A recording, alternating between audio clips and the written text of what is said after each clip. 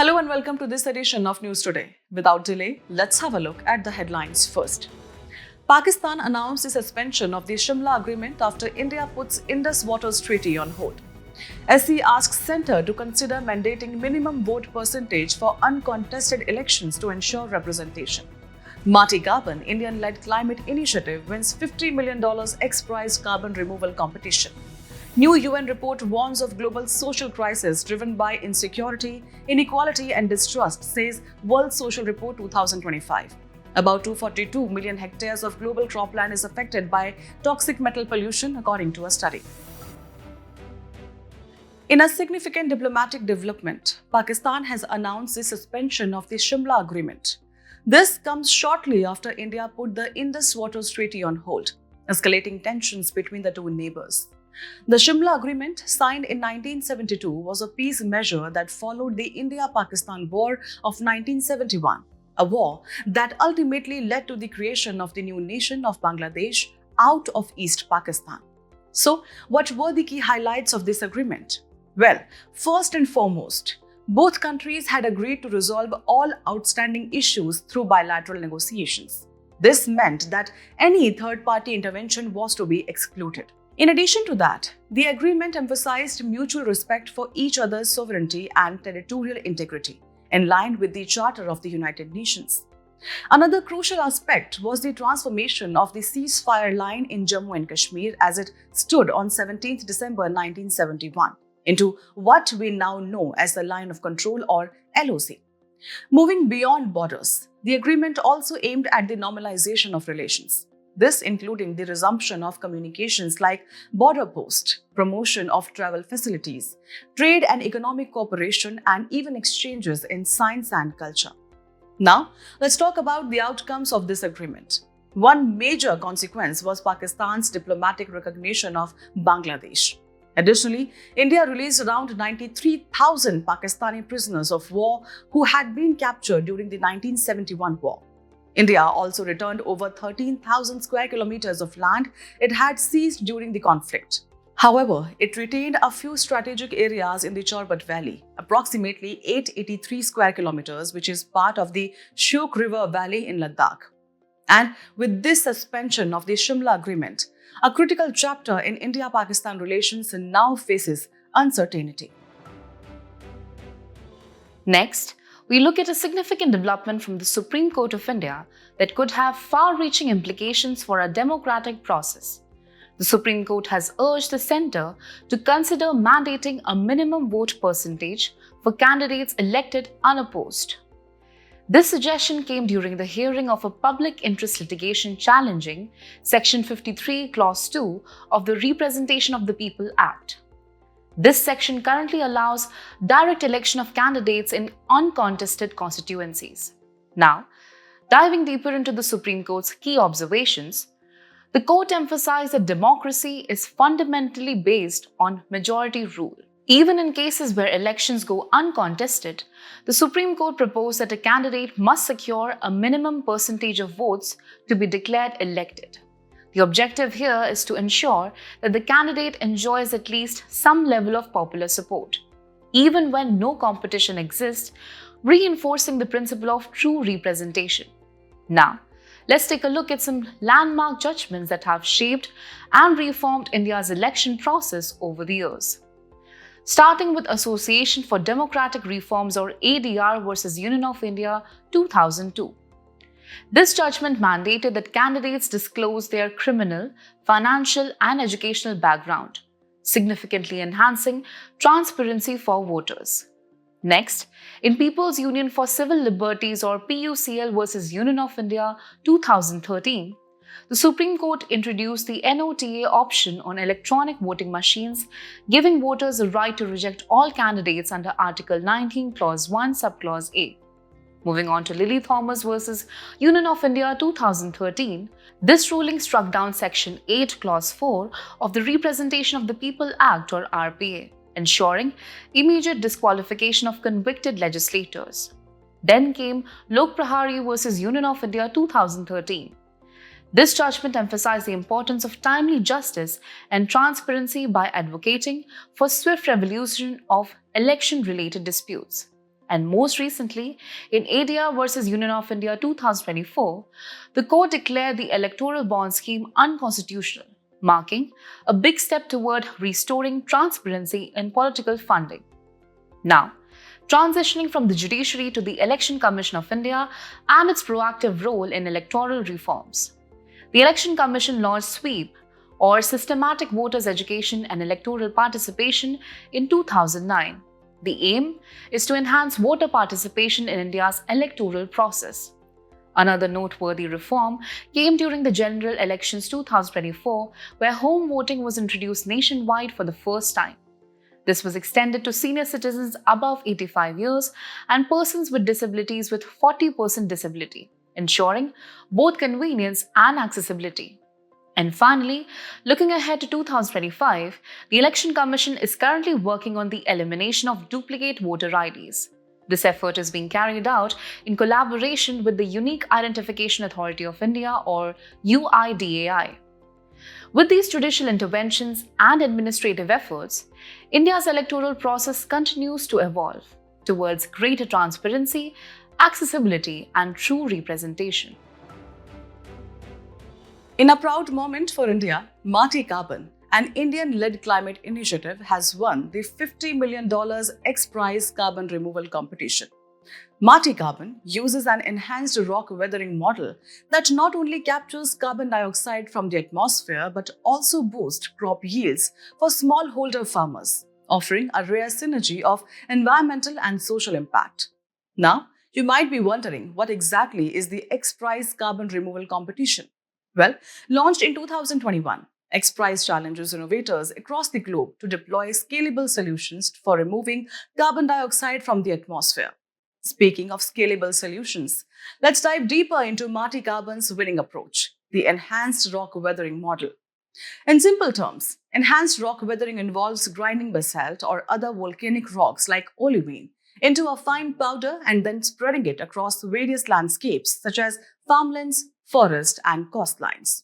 Over time, this basaltic powder reacts with the environment, effectively removing carbon dioxide from the atmosphere and locking it away in an inorganic form that eventually washes into lakes, rivers, and oceans.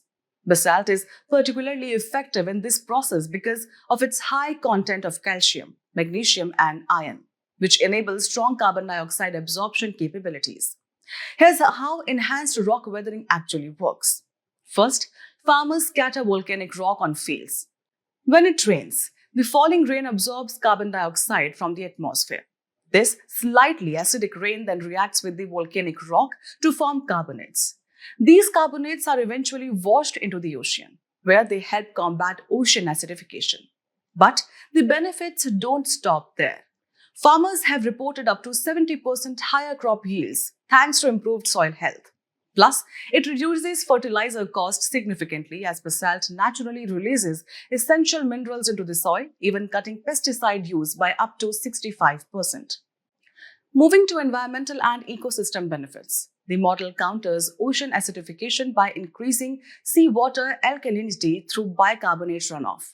It also ensures enhanced long-term carbon storage, lasting over 10,000 years compared to organic carbon storage methods. Finally, let's touch upon its scalability and practical advantages. Enhanced rock weathering uses globally abundant feedstocks like basalt with existing mining infrastructure ready to support it. And the best part? It requires low-tech implementation, relying on commercially available equipment, making it accessible and practical at large scales. Mati Carbon's success not only places India firmly on the global climate innovation map, but also signals a new era of solutions where environmental sustainability and farmer prosperity can go hand in hand.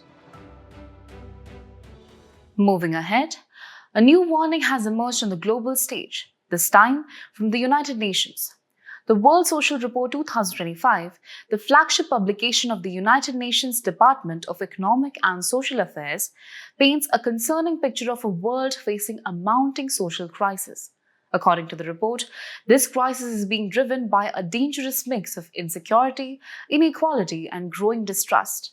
The report calls for a new policy consensus, one that stands on three key principles: equity, economic security for all, and solidarity. Now, let's take a closer look at the key issues the report brings to light. First, insecure livelihoods and enduring poverty risks. The report reveals that over 690 million people currently live in extreme poverty, and an additional 2.8 billion people are dangerously close to falling into it. It stresses how even minor economic shocks can undo progress, pushing people right back into poverty, highlighting how fragile these escapes really are. Next, the issue of persistent and deep inequalities. Income inequality, as measured by the Gini coefficient, has increased in 52 out of 128 countries over the past 3 decades. Notably, this growing inequality is not limited to one region. It is seen in populous nations like China and India, as well as in most high-income countries. Then, there's a matter of declining trust and weakening social cohesion. The report warns that trust in governments and institutions is falling worldwide, threatening social cohesion. For example, a staggering 57% of people globally express low confidence in their governments. So, how does the report recommend in response to these alarming trends? First, it suggests applying a social lens to policy making. Drawing from the Copenhagen Declaration of 1995, it calls for development policies that place people at the center. Let's now look at this declaration in detail. The Copenhagen Declaration on Social Development 1995, adopted at the World Summit for Social Development, aims to make people the central focus of development. Its key commitments included the eradication of poverty, declaring the elimination of poverty as both an ethical and social imperative, full employment, promoting full and productive employment as a key goal, and social integration, stressing the fostering of social inclusion and integration for all members of society. Second, it emphasizes the need for investment in human development. This includes ensuring access to quality services like education, healthcare, housing, and universal adequate social protection. And finally, it underlines the importance of building institutions that foster social cohesion. These institutions must be trustworthy, inclusive, and adaptable to uphold equity and promote collective well-being. That wraps up this important update from the international front, where the call is clear. To prevent a looming social crisis, nations must act decisively, with people-focused policies and inclusive governance. A new study has brought alarming figures to light. About 242 million hectares, or 16% of global cropland, is currently affected by toxic metal pollution. The findings highlight serious implications not just for food production, but also for food safety. And regions most at risk? Well, southern China, northern and central India, and parts of the Middle East. Now, what exactly is metal pollution in soil? Toxic metals, including heavy metals and metalloids, are non-degradable. That means they accumulate in soil over decades.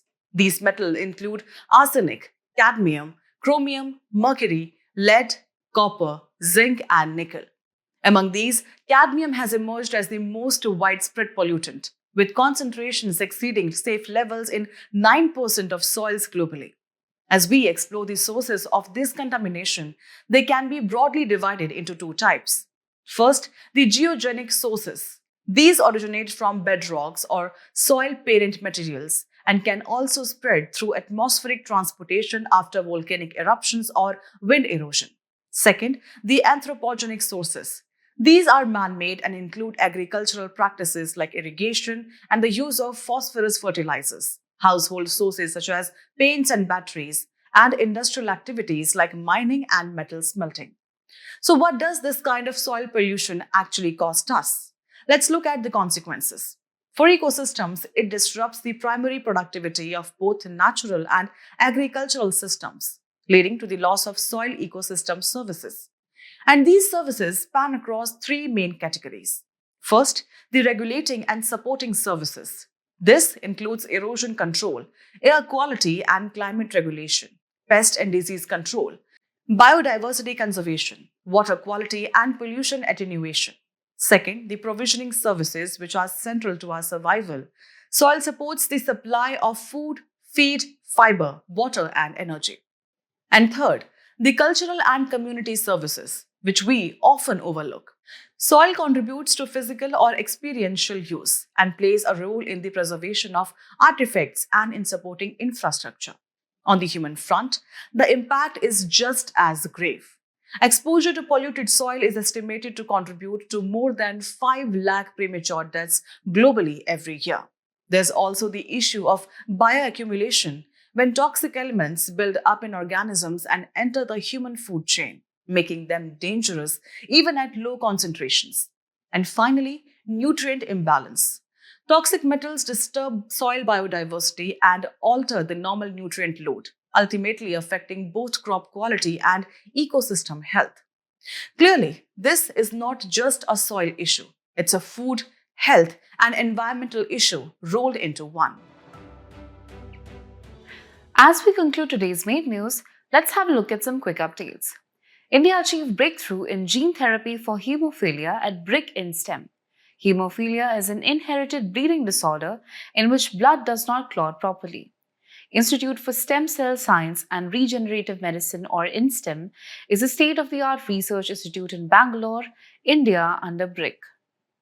As per a new report by the International Labour Organization, algorithmic management of work is leading to decline in job quality.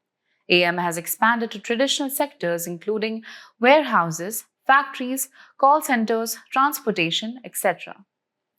India achieved a record 145.5 million tons cargo movement on inland waterways in FY 2024-25, up from 18.1 MMT in FY 2013-14, registering a CAGR of 20.86%. India aims to increase IWT modal share from 2 to 5% and raise traffic to 200 plus MMT by 2030 and 500 plus MMT by 2047 under Maritime Amrit Kal Vision. Ministry of Health and Family Welfare launched the National Zero Measles Rubella Elimination Campaign on the occasion of World Immunization Week. Measles and rubella are highly contagious viral diseases that can cause severe illness, lifelong complications, and death. Recently, the Ministry of Coal has introduced measures aimed at promoting underground coal mining. These incentives address the traditional challenges of high capital investment and longer gestation periods in the mining sector. Underground coal mining is inherently more environment friendly. The Indian government has announced that Pakistan nationals will not be permitted to travel to India under the SAARC visa exemption scheme, which was launched in 1992 following the decision at the 4th SAARC summit held in Islamabad in 1988. The Union Minister of Youth Affairs and Sports and Labour and Employment launched the issuance of sports certificates via DigiLocker at the Indira Gandhi Stadium in New Delhi. DigiLocker, launched in 2015, is a flagship initiative of Ministry of Electronics and IT, or MeitY, under Digital India program. As per a report by the Central Zoo Authority, currently no breeding program has been started in Indian zoos for the conservation of musk deer. Musk deer are small, solitary ungulates active at night or twilight. They comprise 7 species, for example, Kashmir and Himalayan, and exist in 13 countries in Asia. Cabinet Committee on Security, or CCS, takes measures against Pakistan on Pahalgam. CCS is chaired by the Prime Minister, includes the Ministers for Finance, Defence, Home Affairs and External Affairs. The defence chiefs and senior bureaucrats may also participate as needed. AI Kiran, an initiative to empower women in artificial intelligence, has been launched. The objective is to foster a vibrant AI community where women can thrive as innovators, change makers, and leaders, and it is led by Office of the Principal Scientific Advisor to the Government of India. Before we sign off, let's challenge your understanding in today's installment of Test Your Learning.